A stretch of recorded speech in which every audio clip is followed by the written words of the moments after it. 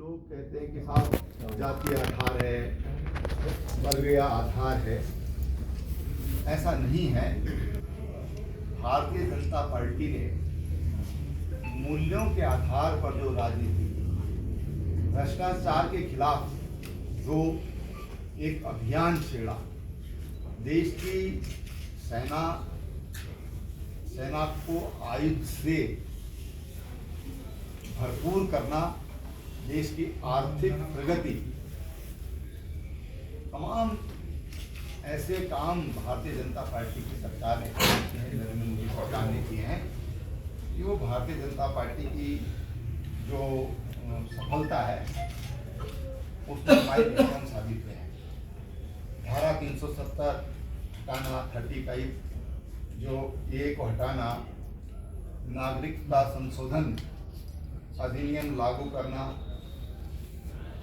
जम्मू कश्मीर और पूर्वांचल जो वर्षों से 1989 से जो आतंक के साये में था, देशद्रोहियों के साये में चल रहा था, उस पर अभूतपूर्व नियंत्रण, ये सब इस सरकार के कालखंड में लगा है।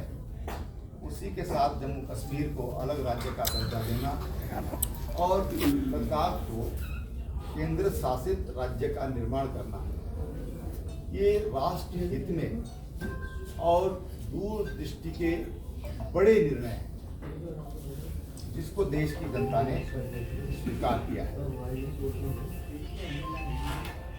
नारी बंधन योजना जो अधिनियम लाए, जिसके तहत जो अगले लोकसभा के चुनाव होंगे उसमें महिलाओं के लिए 33% आरक्षण, ये भारतीय जनता पार्टी ने किया है। देश की जो अर्थव्यवस्था है आज दुनिया में 5वें नंबर पर है और लगभग $3.5 ट्रिलियन की आज हमारी अर्थव्यवस्था हुई है, जो आज से 9 साल पहले लगभग $2.5 ट्रिलियन थे। अब 2029 तक ये $5 ट्रिलियन की अर्थव्यवस्था बने, उसके लिए आज लोगों ने मोदी सरकार पर विश्वास जताया है। अगर हम देखें, आज दुनिया में जो सड़क नेटवर्क है, अमेरिका के बाद भारत दूसरा देश है जहाँ पर इतना विशाल रोड नेटवर्क खड़ा किया गया है। अगर हम तुलना करें 2014 में जब भारतीय जनता पार्टी की सरकार बनी थी, तो 91,000 किलोमीटर का हमारा रोड नेटवर्क था। आज 2023 में 1.45 लाख किलोमीटर, लगभग 60% की वृद्धि हुई है। जो रेल प्लेटफार्म है विश्व स्तरीय बन रहे हैं। अगर आप नए रेलवे स्टेशन देखेंगे तो बिल्कुल एयरपोर्ट की तरह उनको डेवलप किया गया है। ऐसे ही 2025 तक 500 वंदे भारत ट्रेन हमारे देश में ये लागू हो जाएंगी। और वंदे भारत अभी ये सिटिंग है, 2024 में इसको स्लीपर में भी बदलने का काम हो जाएगा। और आप ये देखिए कि जो हवाई सेवाएं हैं, देश में 2014 तक 74 एयरपोर्ट थे। आज 2023 यानी 9 साल में इतने ही और बन गए हैं और कुल मिलाकर अब 148 एयरपोर्ट हमारे बन गए हैं और 2025 तक इनकी संख्या 220 हो जाएगी। एक नया कॉन्सेप्ट जो भारत सरकार ने लिया है वो है पर्वतमाला योजना। और पर्वतमाला योजना के अंदर आने वाले 5 सालों में 250 ये रोपवे बनने हैं, जिनमें उत्तराखंड में केदारनाथ का रोपवे है, जो कि भारत का सबसे बड़ा रोपवे होगा। भारत ही नहीं, मुझे लगता कि एशिया का भी सबसे बड़ा रोपवे ये होगा, एक वो केदारनाथ रोपवे, जिसका ये काम बहुत जल्दी प्रारंभ हो जाएगा। इसी तरह से हमारे देश में कभी भी जो हमारे धार्मिक स्थल हैं, उनको अहिल्याबाई होलकर ने उनका जीर्णोद्धार किया था, उनके लिए काम किया था, जो इंदौर की रानी थी। उसके बाद कभी भी इसके लिए सरकारी प्रयास नहीं हुए। आज आप देखिए, उत्तराखंड में जैसे केदारनाथ का देखें, बद्रीनाथ जी का देखें, तो मध्य प्रदेश में जाएं तो महाकाल का है, उत्तर प्रदेश में जाएं तो काशी विश्वनाथ है, अयोध्या जी का है, और ऐसे देश में अनेक ऐसे धार्मिक कॉरिडोर विकसित किए हैं। और उसका परिणाम ये रहा कि वहाँ पर 4-5 गुना तक श्रद्धालुओं की संख्या में वृद्धि हुई है। और वहाँ की स्वाभाविक रूप से जब श्रद्धालुओं की संख्या बढ़ी है तो उस क्षेत्र का आर्थिक विकास भी हुआ है, और जो मंदिर समितियाँ हैं उनका भी आर्थिक उन्नति उनके बीच में हुई है। इससे पर्यटन के क्षेत्र में बहुत बड़ी एक प्रगति आई है।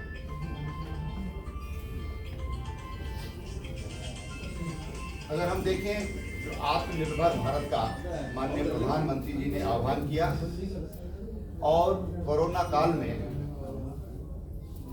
2019 मार्च में हम सब लोग जानते हैं कि ये महामारी ने भारत में भी प्रवेश किया, और उसमें प्रधानमंत्री जी ने वोकल फॉर लोकल का स्लोगन दिया था।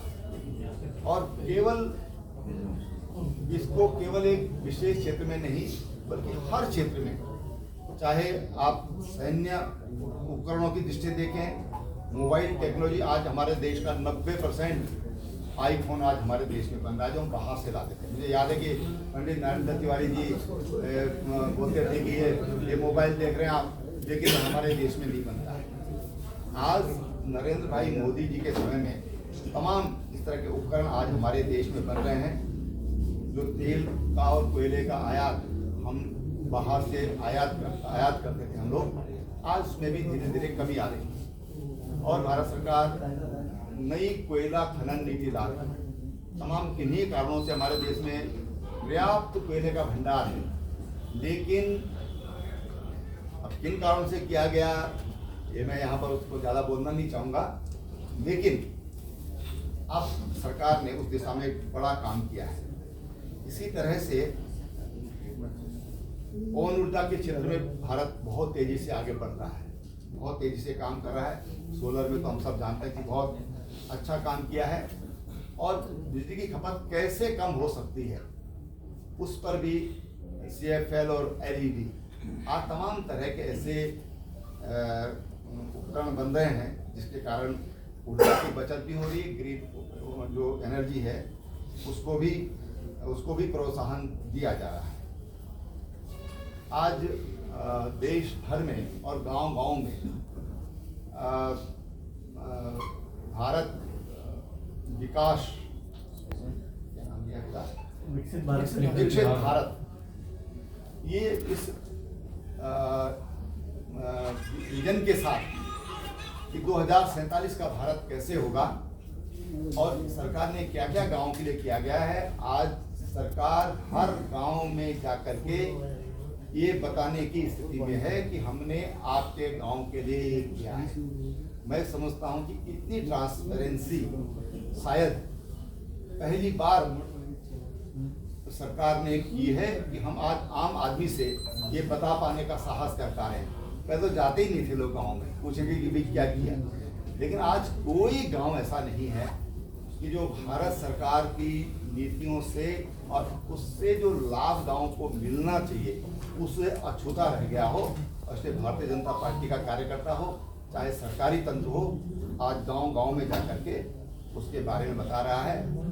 और 2047 का जब देश आज़ादी के 100 वर्ष पूरे करेगा, हमारा भारत कैसे होगा उस पर जनता से सुझाव भी ले रहे हैं, जनता से बातचीत भी कर रहे हैं, और उनको सरकार का विजन क्या है वो भी आज बताने का काम हो रहा है।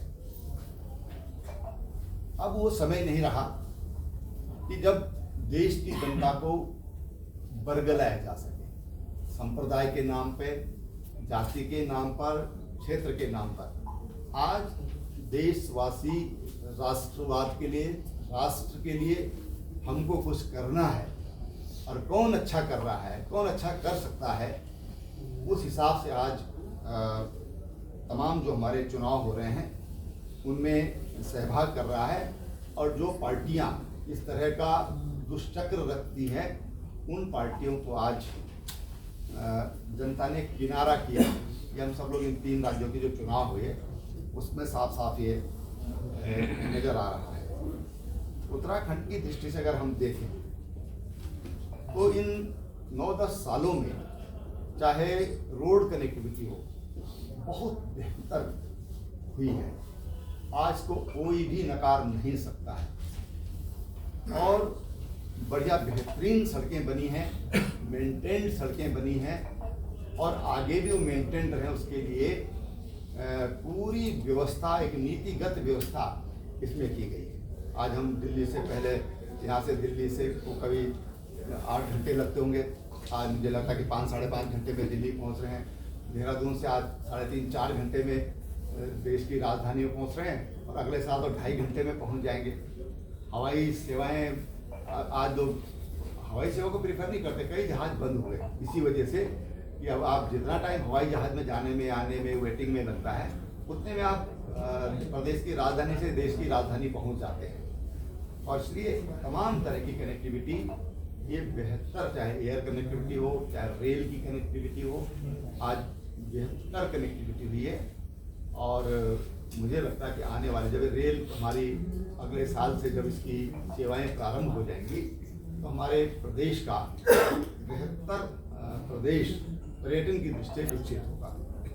राज्य में अगर हम देखें तो पर्यटक, जब विदेशी पर्यटक आज लगभग मैं कहूँ कि शून्य हो गया है। कोविड-19 के बाद जो विदेशी पर्यटक आते थे उनकी संख्या बहुत ही ना जैसी संख्या हो गई है, क्योंकि अर्थव्यवस्थाएं ध्वस्त हो गई हैं। लेकिन हमारा देसी पर्यटक, हमारा स्वदेशी पर्यटक आज उत्तरांचल की तरफ बहुत तेजी से बढ़ा है। और उसका प्रमाण है कि आप होटल्स देखिए कितनी होटल्स की वृद्धि हुई है, रिजॉर्ट की देखिए कितनी वृद्धि हुई है। होम स्टे तो आज बड़े दूरस्थ क्षेत्रों में भी मुझे लगा कि जब हमने होम स्टे योजना लागू करी थी 18 में, तो 2020 आते 4800 होम स्टे उत्तराखंड जैसे छोटे राज्य में रजिस्टर्ड हो गए थे। रजिस्टर्ड होम स्टे जिनको सरकार ने फंडिंग किया है, सरकार ने उनको जो औद्योगिक नीति के अंतर्गत जो सुविधा उनको दी जानी चाहिए थी, वो सुविधाएं जब शुरू करी तो उसके कारण हमारे राज्य में होम स्टे का बहुत तेजी से विकास हुआ। और होम स्टे आज इस राज्य की एक बहुत प्रिय योजना, जैसे अटल आयुष्मान उत्तराखंड योजना है। अब 25 जनवरी को हमने अटल जी के जन्मदिन पर उसको राज्य में लागू किया था, तो एक बहुत परिणामकारी और जिसका सीधा सीधा लाभ मिला है वो हुआ है। तो इस तरह से स्टेट की जो योजनाएं हैं वो भी राज्य को बहुत अच्छा बना रहे हैं। जो हमने एक पैराग्लाइडिंग नीति, एडवेंचर स्पोर्ट्स की एक नीति लागू करी, और सौभाग्य से मुझे मौका मिला उसका, उसके कारण आज जो हमारा भीमताल है, भीमताल आज का एक बहुत देश का नंबर 1 डेस्टिनेशन बना। जैसे ऋषिकेश योग के रूप में माना जाता है, जाना जाता है दुनिया में, ऐसी भीमताल में मुझे अभी कोई बंदा मिला था कि मैंने कौन से देश की बात कर रहा था, बोलता वो मुझे हिंदी में मुझसे बात करता, फिर वो कुमाऊनी में मुझसे कुछ बात करने लग गया। तो मैंने भी क्या मामला है, तो बोला मैं वहाँ से पायलट का कोर्स मैंने भीमताल में करके आ रहा हूँ। और ऐसे हम लोग वहाँ से बाहर से भी आज यहाँ पर कुछ लोग ऐसे आ रहे हैं कि जो पायलट की ट्रेनिंग के लिए यहाँ पर आ रहे हैं। पहले शौक से ग्लाइडिंग के लिए आते हैं, फिर उसके बाद कुछ लोग उसी उसमें लग जाते हैं। तो इस तरह की चीज़ें आज एक बहुत अच्छा सेंटर बना है। टिहरी में जैसे हमारा टिहरी झील महोत्सव जो होता है, आज टिहरी एक बहुत बढ़िया हमारा पर्यटकों का डेस्टिनेशन बन गया है। वहाँ पर पूरा गांव, तिवार गांव 100% होम स्टे में कन्वर्ट हो गया है। 100% जो वहाँ पर झील के किनारे जो गांव था, कितना टूरिस्ट वहाँ पर जा रहा है। तो पर्यटन हमारे देश राज्य के लिए एक बहुत बड़ा वरदान बनता जा रहा है। और स्वरोजगार की दृष्टि से अगर हम देखें, रोजगार की दृष्टि हम देखें तो पर्यटन हमारे लिए बहुत बड़ा बलिदान साबित होने वाला है। आज जो भी बाहर से आता है, जिस तरह से महानगरीय क्षेत्रों में जिस तरह से पॉल्यूशन फैल रहा है, जिस तरह से वहाँ का वातावरण है, आज हर कोई अच्छी सांस लेने के लिए, शुद्ध हवा लेने के लिए उत्तराखंड में आना चाह रहा है। आज अच्छी धूप लेने के लिए आज उत्तराखंड में आना चाहता है। कुछ दिन वो यहाँ पर निश्चित रूप से गुजारना चाहता है। आज एक इस तरह का वाहन बना है और जिस तरह से हमारे रोड की कनेक्टिविटी और बेहतर होगी, हमारी रेलवे की कनेक्टिविटी और बेहतर होगी, तो ये संख्या बहुत कुछ बढ़ने वाली है। और एक अनुमान के तहत 2025 तक हमारे यहाँ जो धार्मिक पर्यटन है, ये धार्मिक पर्यटन पर्वतीय क्षेत्र की बात कर रहा हूँ मैं, हरिद्वार को मैं छोड़ रहा हूँ। हरिद्वार तो हर हफ्ते त्यौहार होता है, हरिद्वार में तो मुझे लगता है 4 करोड़ आता होगा। लेकिन पहाड़ों में भी, जहाँ के लिए उत्तराखंड बना है, उन पहाड़ों में भी आने वाले समय में 2025-26 तक जिस तरह से वृद्धि हो रही है, मुझे लगता है कि पहाड़ों में भी 2 करोड़ से ज़्यादा, चाहे नीम करोली बाबा के पास आना चाहें, गोलजू में आना चाहें, बद्री केदार में आना चाहते हैं, 4 धामों में आना चाहते हैं, जागनाथ बागनाथ आना चाहते हैं, तो जिस तरह की वृद्धि हो रही है 2025-26 तक ये 2 करोड़ तक पहुंचने की संभावना है। और इसका कारण ये है कि राज्य में एक राजनीतिक स्थिरता है, राज्य में कानून व्यवस्था अच्छी है। यहाँ का जो आम आदमी जो पर्यटक आते हैं, उनसे उसका जो व्यवहार है, वो लोगों को, पर्यटकों को भाता है कि हम वहाँ जाते हैं, किसी से भी अनजान व्यक्ति से भी कोई चीज़ पूछते हैं, कोई बात जानना चाहते हैं, तो बहुत अपनत्व के साथ वो हमको सारी बातें बताते हैं।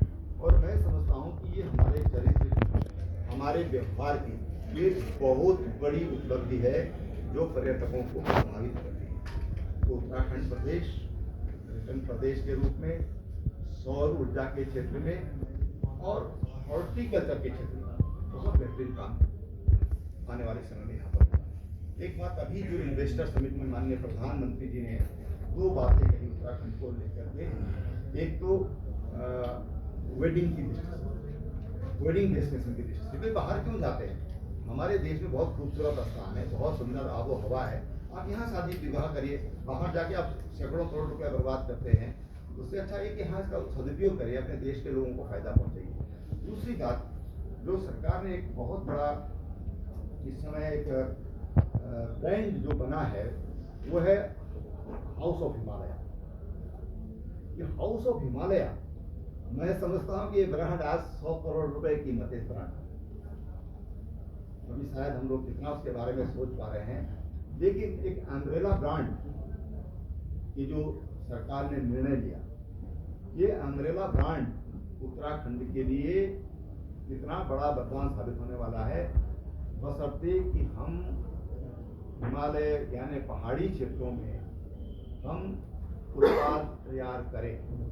अभी से प्रधानमंत्री जी ने 8 तारीख को ये बात कही और आज दुनिया के देशों से हमारी सरकार से संपर्क स्थापित होना शुरू हो गया कि साहब हमको आप दीजिए, हम दुबई में बनाना चाहते हैं, दूसरे देश में ऐसे बनाना चाहते हैं। आज से भी डिमांड चालू हो गई है, आप आश्चर्य करेंगे, 1 हफ्ता हुआ नहीं, आज दुनिया से डिमांड चालू हो गई है। तो ये कितना बड़ा ब्रांड और उसकी ब्रांडिंग जो माननीय प्रधानमंत्री जी ने की है, मैं समझता हूँ उनको हमको धन्यवाद भी करना चाहिए। और दूसरी बात ये कि मैं अपने किसान भाइयों से कहना चाहूँगा, और जो हमारे उद्यान का जो काम कर रहे हैं, जो एरोमेटिक्स में काम कर रहे हैं, जो मसालों में काम कर रहे हैं, ऐसे तमाम लोगों से मैं कहना चाहूँगा कि आप अपना उत्पाद बढ़ाइए और दुनिया आपकी तरफ खरीदारी के लिए या एक खरीदार के रूप में उसका करने आना चाहता हूँ। सर, भाजपा में मोदी गारंटी चल रही है आजकल, नारा मोदी गारंटी क्या है? मोदी गारंटी थोड़ा सा सर। मोदी गारंटी का मतलब है कि मोदी जी की विश्वसनीयता। मोदी जी कोई बात कहते हैं तो लोग उस पर विश्वास करते हैं, और जिस नेतृत्व पर विश्वास होगा स्वाभाविक रूप से जनता करेगा। तो सर, मोदी गारंटी आपके साउथ में नहीं चल रही है, अभी उत्तर भारत में चल रही है। ऐसा है, कोई भी चीज, गंगा जी जो है वो मुख से निकलती है, थोड़ा सा पानी होता है वहाँ पर, और गंगा सागर जाते जाते उसमें तमाम वो एक विराट रूप ले लेती है। अब ये दक्षिण विजय की ओर भारतीय जनता पार्टी जाएगी। सर ये आप जनता का जुड़ा एक सवाल है सर तेलंगाना में 2018 में भारतीय जनता पार्टी की एक विधानसभा सीट थी। इस बार 8 सीटें आई हैं। इसलिए भारतीय जनता पार्टी अब दक्षिण विजय के लिए, दक्षिण फतेह के लिए प्रस्थान कर रही है। तेलंगाना में प्रशासन का राज है। सर ये सर एक बहुत पूछी यार दाजू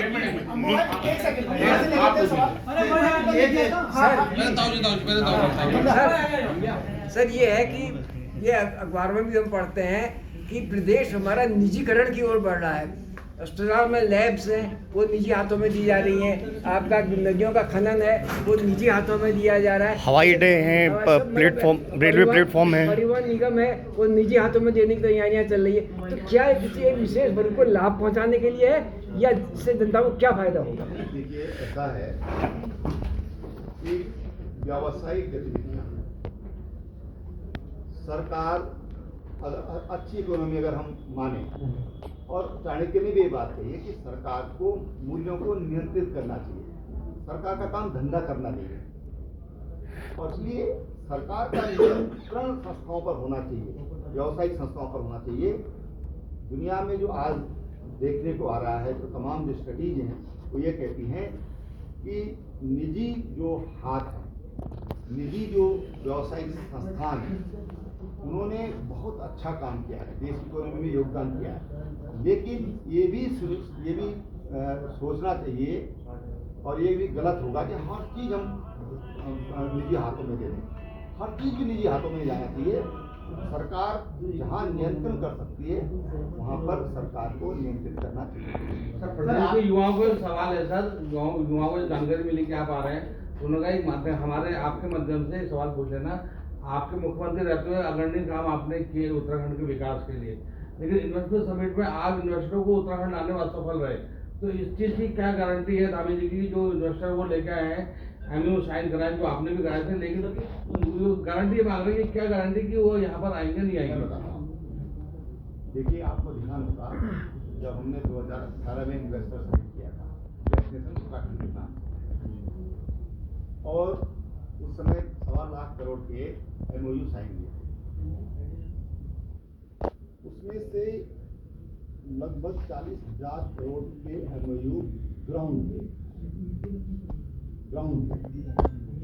उससे पहले अगर हम देखें 17 साल में उत्तराखंड में उससे थोड़ा कम, हम 40 उनको भी मान सकते हैं, लेकिन 39,000 समथिंग करोड़ के इन्वेस्टमेंट आए 17 सालों में। और वो तब आए इसी नैनीताल जिले में, और नैनीताल में जब अटल जी प्रधानमंत्री थे, अपने अवकाश के लिए आए थे, होली के अवकाश पर 2003 में पंडित नरेंद्र दत्त तिवारी जी वो उस समय मुख्यमंत्री थे, और अटल जी ने उस समय 10 साल का इंडस्ट्रियल पैकेज ये उत्तराखंड को दिया था, जो आगे चलकर कांग्रेस ने 2007-8 में 2013 से उसको 2010 कर दिया, 3 साल का इंडस्ट्रियल पैकेज हमारा कम कर दिया। ऐसे ही जब 2018 में ये डेस्टिनेशन उत्तराखंड हुआ, जो समिट हुआ, उसके बाद हमको ध्यान होगा कि कोविड-19 आ गया, कोरोना नाम की महामारी ने पूरी दुनिया को प्रभावित किया। उसके कारण तमाम जो औद्योगिक गतिविधियाँ थी, सब कुछ जानकारी कि बिल्कुल ताले लग गए थे, बंद हो गए थे, अर्थव्यवस्था दुनिया की टूट गई। उसके कारण ये रहा कि उसको आगे नहीं बढ़ाया जा सका। लेकिन मैं आज ये कहना चाहता हूँ, और